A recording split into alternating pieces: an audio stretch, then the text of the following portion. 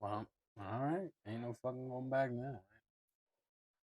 So, I started sugar fasting because I was looking for something new. I lost 164 pounds, Natty, and it was like all low carb, no carb diet, like fucking carnivore. Dude, I fucking tried all this shit. Line diet. I was really into like Thomas DeLauer. Like before you break your intermittent fast, make sure you have bone broth and essential amino acids. Like I remember all this shit, phases of it.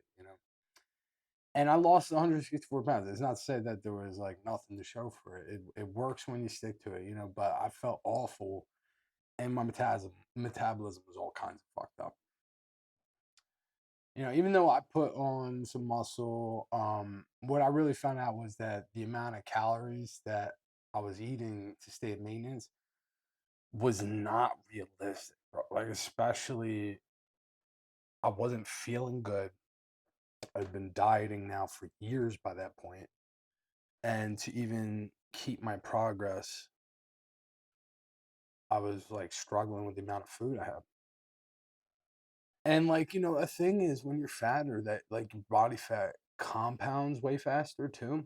And even though I had lost a bunch of weight, like I was still experiencing that, like so I really didn't know what to do.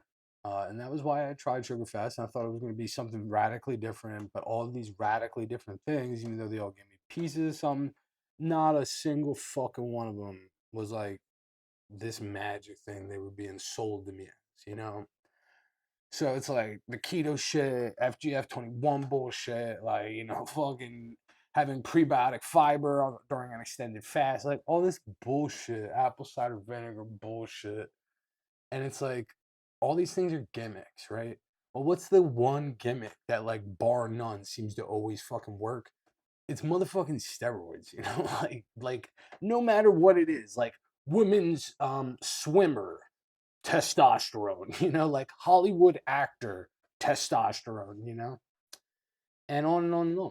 So at the end of summer there, it was like I came home and I got on for the first time and like I don't know really how I'm allowed to discuss this on YouTube versus other spaces. So like I'm not gonna really say much more than that for now. But I got on stuff, I did stuff, and now I'm coming up on a year. And let's see. What's some points that I thought was important, right? So yeah, so even though I got on all the magic shit, right? All of a sudden, it wasn't like I had some kind of crazy magic experience, even with steroids, which is wild, right? Like you would imagine it being this thing that, like, when you start taking it, like, especially at a high dose, that you start like shedding body fat.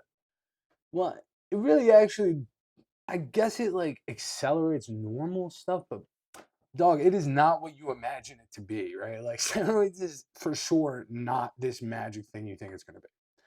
Am I further than I could have been if I had not used them over the course of the year? I couldn't answer that. Obviously, the answer, like on paper, is no. But also at the same time, dog, this stuff's not what you might think it is, right? And so when I started getting into blood work through all these diets, whether it was like super low carb shit, I was just starting from the position that okay, I'm losing a ton of weight. I don't even gotta go get blood work because reality is that whatever I'm doing is better, than being 350 pounds. But when I was starting with all the gear, it was different. It was different. I was different. And so I decided it was something that was like an agreement with myself and, for my showing up and accountability for my family and life, right? And so I started looking at blood work. And after I'm coming up on 1 year now, and over the course of 1 year, my HDL, um, which is already impacted negatively by high levels of testosterone, is like 8 points out of range or something like that, which is right at where I started. And my LDL, the one that you want to keep low, the bad one, is often elevated on gear. And I'm in better shape and I am in range after almost 1 year. So, there's definitely like a way to go about it. Like at first I was trying to do shit like chia seeds, but I'll tell you, I really have done almost no intervention or supplement stuff to support this year, like other than just being pretty rigorous with the blood work and dosages so that I could see how it affected me. And now as a result of that, like I know just simply cleaning up my diet, having a good fish oil supplement, and getting some egg yolks in and watching my fat levels. Dude, this is like incredibly tolerable and manageable for me. For me, I know that how because I did fucking blood work. I blank testosterone to some people, and they never get fucking blood work. They literally never get blood work. One guy, not even gonna go beyond that. They do not get blood work. Is the point? It is important, even if you are not on things as you get older in your 30s and 40s, to get blood work. That's all. Um, but yeah, man. I guess the last thing I'll really say with this is that, like, for me, the foundation's always going to be the gym. Whether I was struggling through eating disorders while still fatter and trying to like get to less fatter when I was stuck in the 200s, whether it was getting into a point where I started to touch on like 215 on like a good weigh in, right? No matter where I was at in my journey, I always tried to make activity and then more and more and more the gym my foundation. It's important for me. Like I've gotten myself there to a point where not only can I develop my body, but I'm really able to like process a lot of emotions while I'm there now, which is like something I've found in myself that is like helped me in a great way. But dude, I'm just like such a private guy and I get incredibly exposed talking. I hate it, man. I fucking hate it. But like I think back to I don't even need the fucking word for this part, dude. I just think back to all of these fucking people that I was invested in that were fucking internet people that had ideas about diets, whether we're talking about fucking Paul Saladin, whoever, man. Thomas DeLauer got the name drop earlier. There's a bunch of them. And they're just all actors, dude. It's not to say that they don't have their bodies. Like Mark Bell didn't do all the shit he did. But bro, these people are fucking actors. Like, yeah, they have families and kids and shit like that. But they're fucking actors. Like they make their living off of shooting stuff. And the stuff's not real. Like a Hollywood movie, man. There's like cast, there's catering, there's plumbing, there's electrical. Yeah, there's a real thing there, right?